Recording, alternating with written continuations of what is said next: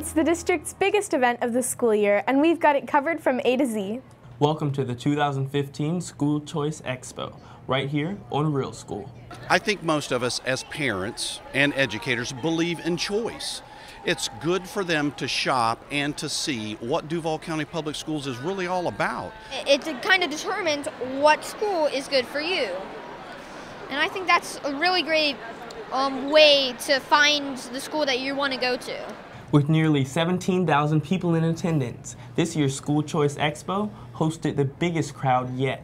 Not to mention, it was fun. We'll have more on the School Choice Expo in moments, but first, here's a sneak peek at what else you can expect this episode. Coming up on Real School, we are saluting a Duval County High School senior who's earning high marks at one of our nation's top military academies. Keep watching to find out which prominent institution awarded this Sandalwood student a full college scholarship. Plus, these cute kids are coming to an art exhibit near you, and it's through a program called Voice of the People. Learn how these Duval students are lending their talents to a local museum. And I'm Jalen Gamble. The report card is in, and I have some amazing news to share with you. It's about high school grades. I'll have more coming up next. Now for today's top story. Hands-on exhibits, interactive displays, and informative booths. You name it and you could find it at this year's School Choice Expo. This year's theme was Create Your Future. Real School reporter Jacob Haig is here with the scoop. Hey Jacob. Hey guys, this year's Expo wasn't just big, it was bigger than ever. You couldn't go wrong with this exciting event.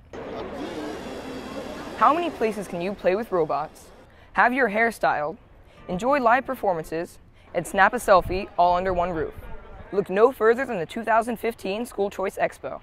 From the moment these doors opened, parents and students flooded the aisles full of anticipation and excitement to learn more about the choices available in Duval County Public Schools.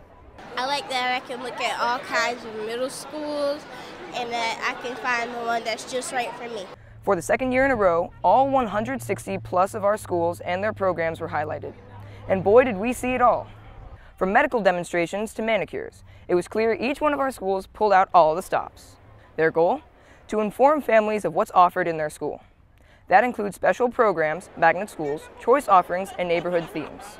Well, I think it gives us an opportunity at Mander Middle to showcase who we are. We're like a family, and we support each other. It's almost like, you know, when you go to the buffet line and you can see all of the different options and you can see what appeals to you, what do you like the most, and this just gives us a great opportunity to really showcase everything.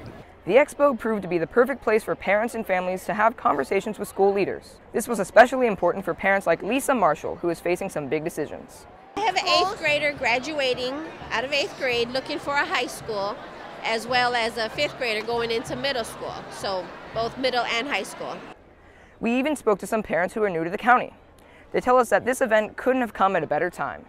Sometimes it's good to be able to talk to somebody face to face and see what they got to say without me driving all over this massive city, figuring out where we want them to be. We are looking for a specialized school like magnet school with STEAM or STEM like that. So we thought we'll get good information after coming here. New this year, a ballroom for live student performances as well as an art gallery displaying original artwork from Duval County students. Also new this year, a special STEM section highlighting new hands-on labs coming to a number of our middle schools next year. And what would a School Choice Expo be without the district's top dog? DJ was on hand to meet, greet, and high-five our guests. For them to be exposed to all of the excellence that is happening academically and extracurricularly within public schools, they need to know. If you didn't get a chance to make it out this year, no sweat. Visit duvalschools.org. There you can download magnet applications and this year's school reference guide. Back to you guys. With President's Day a little more than 2 weeks away, we couldn't think of a better way to recognize the holiday than by hearing from one of our founding fathers, George Washington. You heard that right. Real School cameras were there as our very first president treated hundreds of Duval County students to a special presentation. I see myself as a farmer, but when I was your age, farming was the last thing that I wanted to do. Okay, so we're actually talking about an actor portraying George Washington on stage at the main library in downtown Jacksonville. But with a performance like this, it's easy to see him as the real deal. The actor never broke character and gave students a first-person account of what it was like to not only live in the 1700s, but also to be one of this country's founding fathers. And, of course, to keep things interesting, the president brought students on stage for a little show and tell. The actor tells us he views learning about our country's history as being critical. Unquestionably, there are moments where I will high-five myself internally, not as George Washington, but internally, because I will see that a child or an adult has gotten it. And what it is the story, the value, the ideas that formed the country. And when you are, when you recognize that in an audience member, particularly a child, it's not only an aha moment, but it's a celebratory moment. By the way, did you know that President's Day is also known as Washington's birthday? President's Day, which became a federal holiday in 1879, is meant to celebrate George Washington as well as all of the other U.S. presidents. Our next story takes us from the state capitol to the classroom. Real School cameras were on site as a Florida state representative visited one of our high schools. We're talking about Representative Manny Diaz, Jr., seen here at Frank H. Peterson Academies of Technology with our Superintendent of Schools, Dr. Nikolai Vitti. Dr. Vitti led the representative on a tour of the high school, visiting classrooms and observing students and teachers in action. Diaz, who's chair of the Choice and Innovation Subcommittee, says he wanted to personally visit the district and learn more about the innovative strategies and practices leaders have put in place. He says he's impressed with the district's increasing graduation rates, as well as our recent FCAT retake scores. Diaz says his goal is to share the district's best practices with other districts across the state. Looks like a productive visit. We're glad he came by. We've got much more ahead on Real School. Here's what's next. Coming up after the break, we've got the latest on a proposal to alter school attendance boundaries for several neighborhoods. Tune in to find out what the next steps are required in this process. And I'm George Boston. It's an exciting feat that the district has never accomplished until now. Here's a hint. It's about graduation. You don't want to miss this. Stay right here. Real School will be right back. This journey has been 150 years in the making. Are you ready to make history? Now, I'm not going to sugarcoat this. You need to focus and work hard every day at everything you do. Together, we will achieve greatness. I promise you all this. Give me 100% and we will win. Who's with me?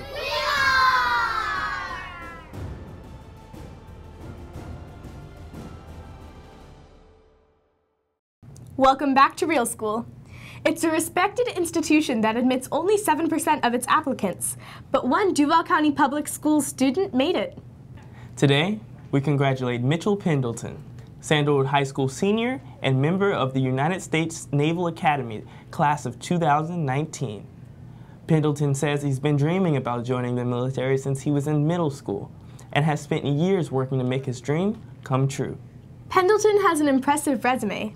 He's a vice president in his school's AVID program, captain of the school's wrestling team, president of the National Honor Society, and more. He says getting in was a huge surprise, and he's thankful for the many teachers and leaders who have helped him along the way. I thank all my teachers. There's plenty of teachers out there that are with me since freshman year, trying to help me out, lead me in the right direction. Because a lot of people, they say you need to go to Paxton or Stanton or go to a private school to be successful like Bowles. I don't think that's true at all. As long as you're sticking to your academics, your athletics, and you're staying on the right path, and you'll be perfectly fine.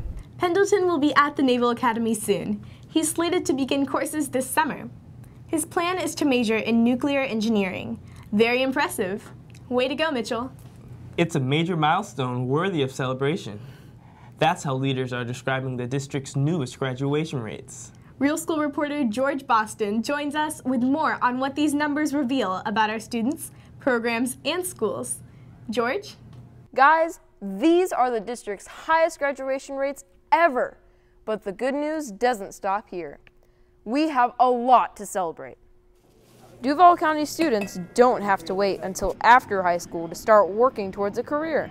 Each day, students across the district are gaining real and relevant experience. Take the Cosmetology Academy at A. Philip Randolph. Many students enrolled in the program are already earning licenses and certifications well before they earn their high school diplomas. The number of students taking advantage of programs like this is growing.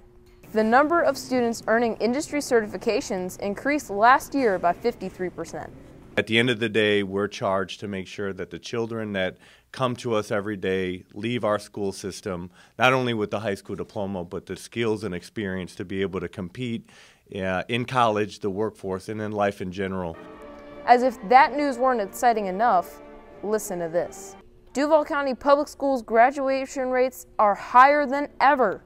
With a 74% graduation rate, Duval County has seen the greatest improvement among the state's 7 largest school districts. We look at over 50% gains in those students who are gaining industry certifications. That is a path to a career. We look at the great gains in graduation rate. That is a path toward college or a career. Leaders say that part of that path is looking beyond a high school diploma and making sure students are properly prepared for a higher education, career, and life.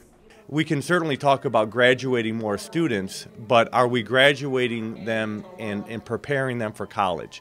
According to the latest results, the answer is yes.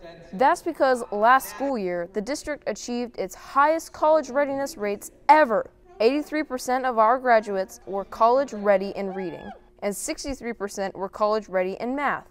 Dr. Vitti says part of the reason behind this increase is that high school students are being exposed to high-level courses. That includes everything from advanced placement to international baccalaureate classes. It's undeniable that we are moving in the right direction as a school system. Coming up later on Real School, we're breaking down high school grades. Can't wait to hear it. Guys, back to you. Thanks, George. They've invited feedback from parents, community members, and stakeholders. Now, members of the Duval County School Board are one step away from finalizing plans to update boundaries for a number of schools in the district. You are looking at video of one of 5 community meetings district leaders hosted this school year. Families living in the attendance zone of more than a dozen schools were invited to the meetings. Those in attendance had a chance to not only learn about proposed boundary changes in their neighborhoods, but also to provide feedback. District leaders say the changes are being proposed to meet a variety of needs, including adjusting the populations of schools that are either over or underutilized. Board members are slated to vote on the proposed changes at the February 9th school board meeting. To learn more about which schools may be impacted, visit our website at www.duvalschools.org. Next on Real School, it's a unique opportunity that combines art with literacy. Still to come after the break. Watch as students from SB Livingston Elementary School begin a process that puts them front and center in Jacksonville's Museum of Contemporary Art. We'll have more on this one-of-a-kind collaboration in moments. And I'm Barika Cham. I'll explain why our superintendent of schools is partnering with a local pastor, with the goal of impacting hundreds of young men in our schools. Don't change the channel. Real School will be right back. This is an amazing, amazing opportunity. I have families looking at transferring their entire family to move to Jacksonville for our program. The fact that we have this in a public school environment and here in Duval County, I think is phenomenal. I've had several parents say that their confidence in the last 5 weeks has grown tremendously. GRASP is a specialized program, or I would say a full school, for dyslexic students or students with language-based disabilities. So essentially we're looking at the students' needs and designing the classroom and instruction around the students' learning needs. Our children both have processing and dyslexic issues, and both very different issues. So they both learn very differently. In their other school environments, sometimes it was a fight to get them to go. I don't really want to go to school. Is it really a school day? They both have this desire to get up and go to school in the morning. So having a smaller class size allows me to pull small groups. Instruction's very targeted because there are only 14, so I can plan individual lessons for each child. I like a smaller class because if there's a big class and it takes longer for the teacher to get to you and help you with your work. It helped me learn better and focus on the steps with how my teacher's doing it. Our classrooms are designed to be more multi-sensory than the traditional classroom. So just the hands-on activities, lots of brain breaks. There's a lot of movement, there's a lot of sensory with sand and art and music and all different aspects of learning. I like that it's hands-on and they pay a lot more attention to everybody. So Eye is a national mentoring program that has an art-based curriculum. So students from UNF who have language or math-based learning disabilities and or ADHD work with students at Grasp Choice Academy who have similar diagnoses, and they do art to increase self-esteem, understanding their learning and thinking, and self-advocacy. In a school environment, when you have a child that has a dyslexic issue, an auditory processing or a visual processing issue, they tend to be a quieter, more reserved child. In this environment, they're all much more alike personality-wise, and I think there's not the pressure to raise your hand, to perform, to know the right answers right away. And I think the kids feel more comfortable in that type of environment. We're one of the first districts in the nation to really recognize dyslexia as a learning disability and tweak instruction to meet those students' needs. So I think that it's a huge plus for Duval to be ahead in the nation.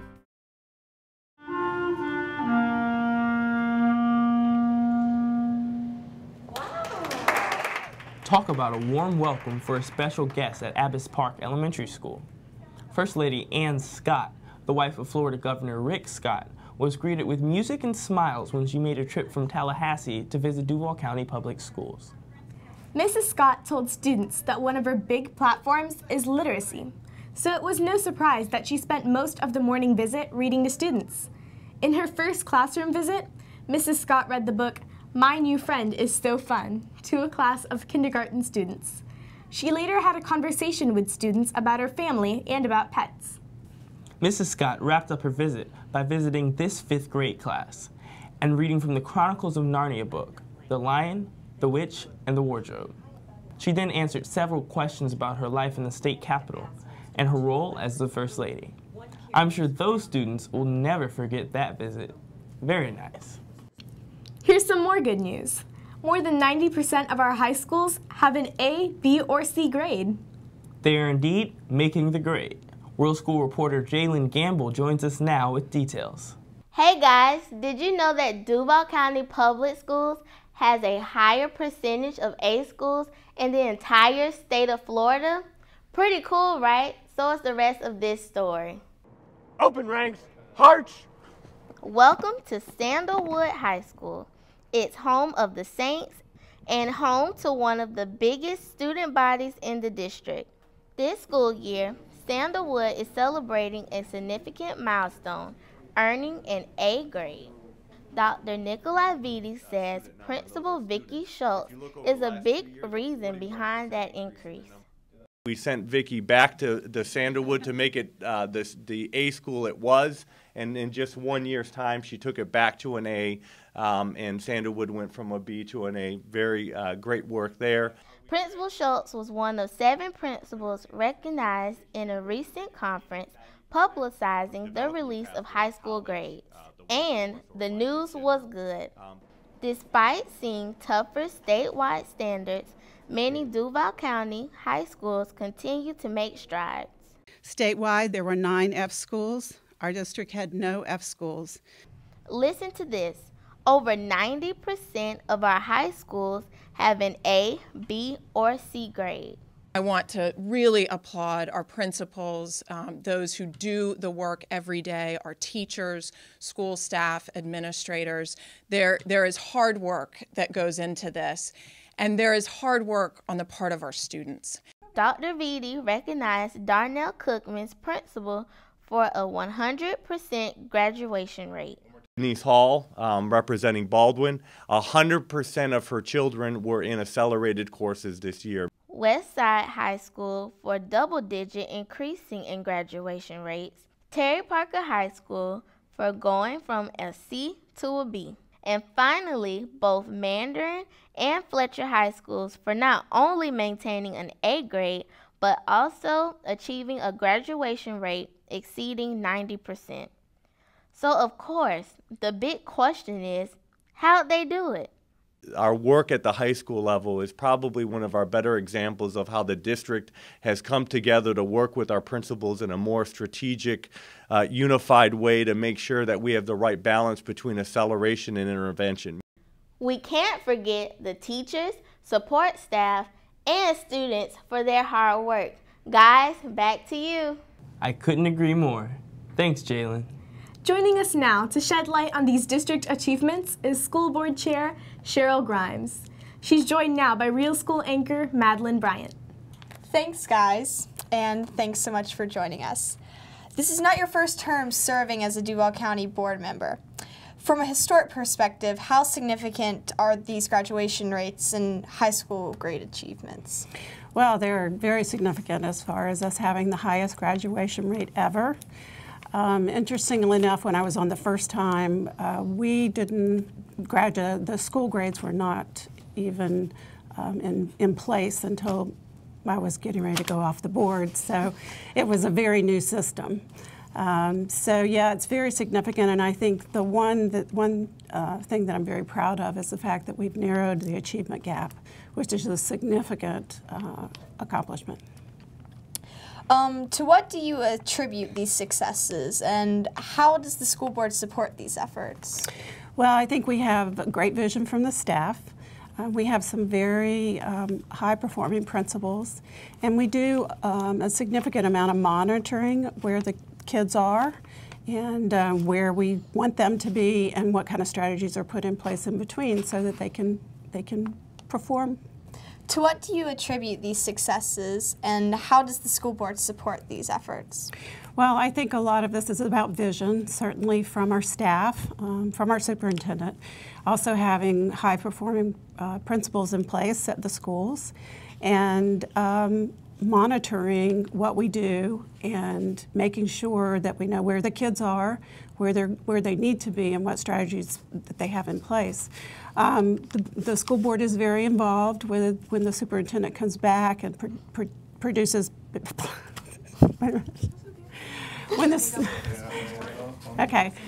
The school board is very involved in monitoring through the superintendent when he brings back data and information about how things are going. He certainly listens to our input and any suggestions we might have, and it's a system that's working well.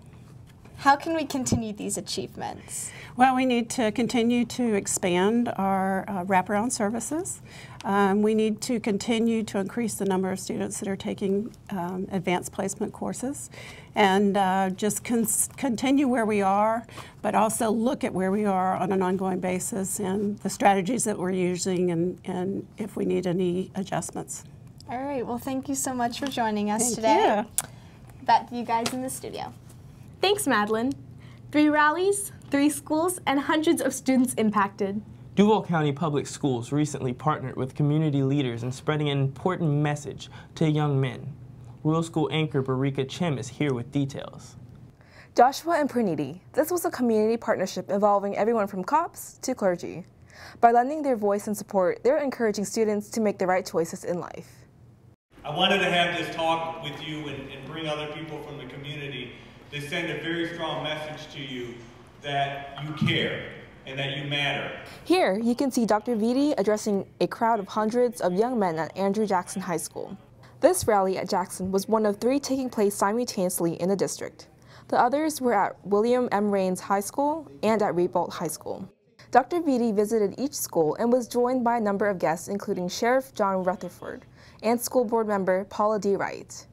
Each meeting focused on the safety and well-being of our students following weeks of community violence. Speakers encouraged students to be proactive in taking a stand against violence and to reach out to adults whenever they need help. Pastor John Guns, one of the key speakers, says this is a community-wide effort that will take time and, most importantly, commitment. I want them to wake up one day and say, I want to do better. and they throw themselves into the process of becoming a better man. I want them to be a father like me and be a better man than me. I just want them to live. I need every young man that's going to join me to make it right to stand up. Every young man that says, I'm going to give my best from this moment on, I need you to stand. At the conclusion of each rally, students were asked to stand in a show of unity, a very powerful moment. Dr. Vitti and Dr. Guntz have met to discuss both school and community-based strategies to improve the safety of our students. This is indeed a strong partnership that will strengthen students and communities. Guys, back to you. Our last story of the day takes us to Jacksonville's Museum of Contemporary Art, or MoCA. That's where 4th graders from SP Livingston Elementary are gaining a greater appreciation of the arts and sharpening their academic skills. It's part of an initiative called Voice of the People. Students are given the opportunity to create and record audio descriptions for works of art throughout the museum. Leaders say this not only gives students a deeper appreciation of the arts, it also helps develop their critical thinking, writing, and oral communication skills. We were there as students toured MoCA for the first time and learned about how they would participate in the program. This visit marks the start of a 4-month journey into which students will work closely with the museum in selecting artwork, writing about their pieces, and finally, recording. Self-confidence is something we really work towards so that they are able to articulate their opinions about the work of art. So we'll see a growth in not only their appreciation but their confidence and their ability to come back to the museum later on and guide their family, their instructors, their teachers through the museum and speak with confidence about the works of art. Students concluded their visit by participating in a special classroom activity and making their own artwork. What an exciting project. Be sure to stay tuned. The final reveal is set to take place on April 2nd at MoCA. Thanks for watching this episode of Real School. Remember, the show always goes on online. Visit www.duvalschools.org to watch your favorite episodes. We'll see you again next month. Till then, have a great day. Of Duval County students to a special presentation. There you can download. I'll explain why our superintendents of school superintendents is weird. There's only one. That's so weird. Okay, tap it. I want you to tap it. Just throw it down. I have more coming up next. And certainly, forgot the answer to that question. We were there as students toured MoCA for the first We were there as students toured MoCA. Visit duvalschools.org. There you can download magnet.